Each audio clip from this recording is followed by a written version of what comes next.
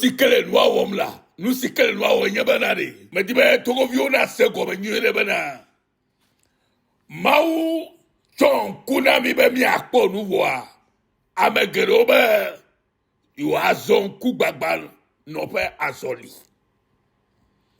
mau se katatoa echo enku alo ewo kuna mi be mi kponu ne mi do desi nu le kakea ame akpagato omo wa mi anku azo abe nku agbato ile kekeli do na mi gakea mo globe yo ano viviti me zonko be enyo na yo na vi yo mi me kole keye aya dudu va do asire do ame wa efu pepe ohun dede ble ame havi pe nous veto mana malo ame havi malo o kata o pono pele Togo pa ni gbaji vivi wa eye mi ame gbe to kata le Togo pa ni gbaji Togodo even though I'm sure you would walk over no secret to do Mawu wole Togo Namiola yeta enuo le basa nekea miao ya ocho nya na mi glo na mi vai amo se koe ela be to kele osi enye to selula o be to ane kuna yo ano abe toku no ke egbedano haine novi lolo Togo tu comme to kata ejebe amesia me ne to ide dokime nenyebe mi gibe fufu popo nanye amegbeto kata to Togo nyi gbajia game esoya elabe ma ofo nyal gbogbo na mi to nya yo mebena ke o ma chonu na ne keji si o ma le de go o ke o ma chonu na ne keji si o ma le de go o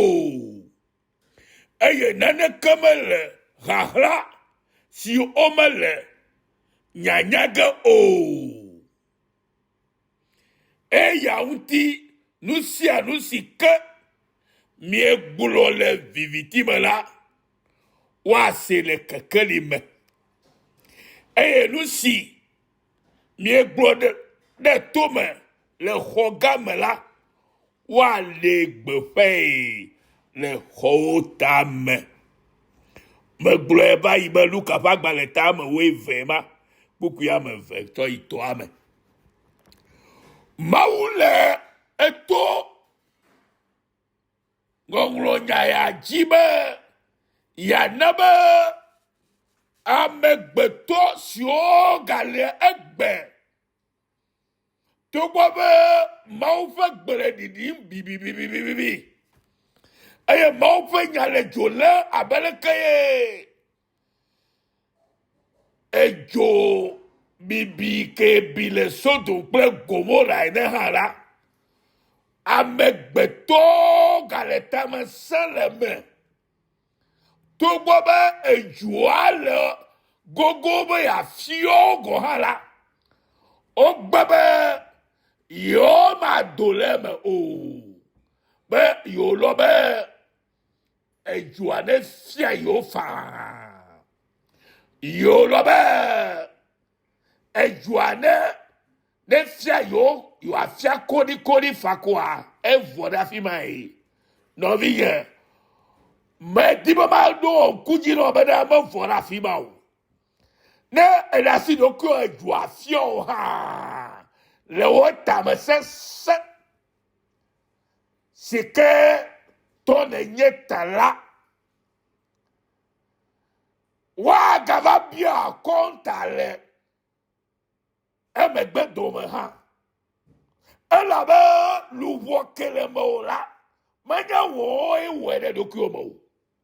agbe kele mo la menya wo ewere doku mo mawe koyobe menye amesi menye la unse katato mafo eyata enyale le gbogbo la fia bena nenye be nusia nu kemi wo le bebeme wo hlope nu de pepe kemi wo le togo nyigbaji novio eranye dukplola yo eranye minister eranye pastor eranye prophète enu nyomo nu fanya enu ameble nu de pepe kiawo ala pakene dala o la do kata ne go menye le o ku megbe o lo le o agbeno ya o la de o kata ne go le eya fe gamesu eya tanya ya vana be matona mi o kata mi atogo vi o kata kle ye pa jiji me vi o kata be na ameseme ne to ne document ne wa bia se be nuka wo mu ye le ku mu ya nuka tutu wo mu ye le o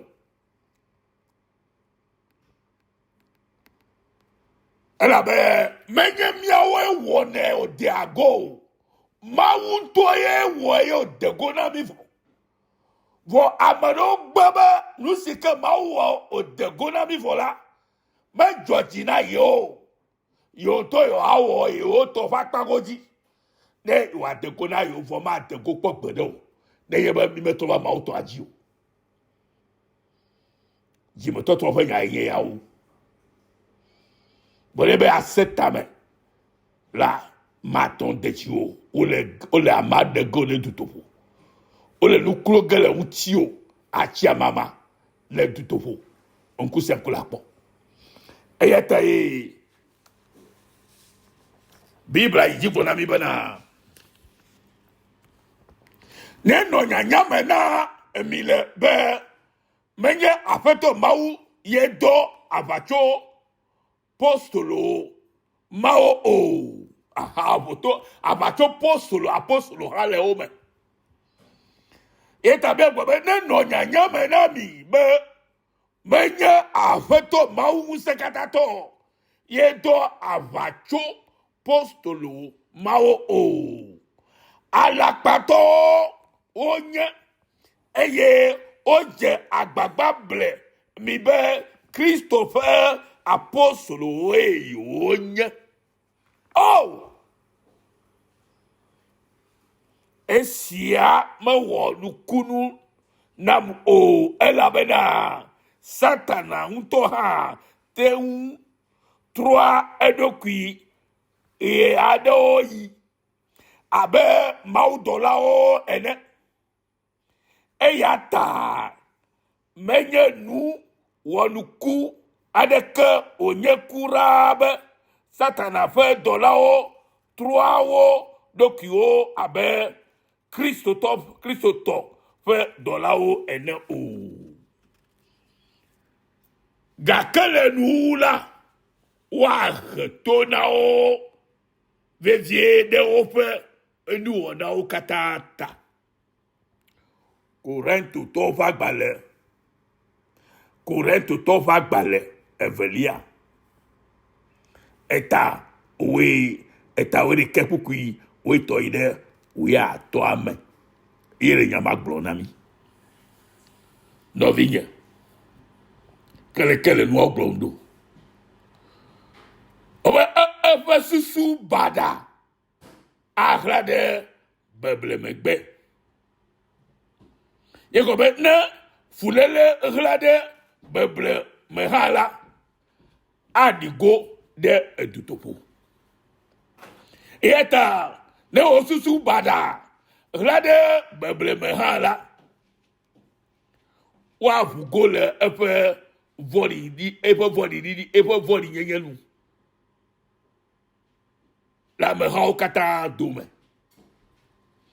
Eta ava djego abe alesi nous va nous nanabe abolomo rona de ji rolojo la enelo le lodo va gbale ya mea tabla vo pour bla vo der tabla vo der pour bla vo der globala e pe susu bada agla de beble megbe gake wa go le pe vodi le amehawo dome ne fufu ene fulele hlade beble me ha la adigo le tutu godo no vie na le nyo asela nyabe maule nde oga le Togo nyigbaji maule nde oga le penguse katato de degesia le Togo eye amesema la kweklenku eyata no egbejina mawu no gbejina mawu trole wo alakpanu wo me trole wo beblenu wo na wo me trole wo omo voli toto me trole wo jimele nusia luke ne wo va ibarabara he ko vide la trole yo me egbe elabe gamia sube mawu na dama mia me mawu kata de dutobo le dutobolo ta mawu lomita yo le nya yo grondo ngonami be mi ajesi mi adoku eye mi atrole unkaba de habe atrole bi anwulu mawu na ira mi beni senya yawo mega doku mama olo menen of you mi aka yila pabu le yesu pon koma amen.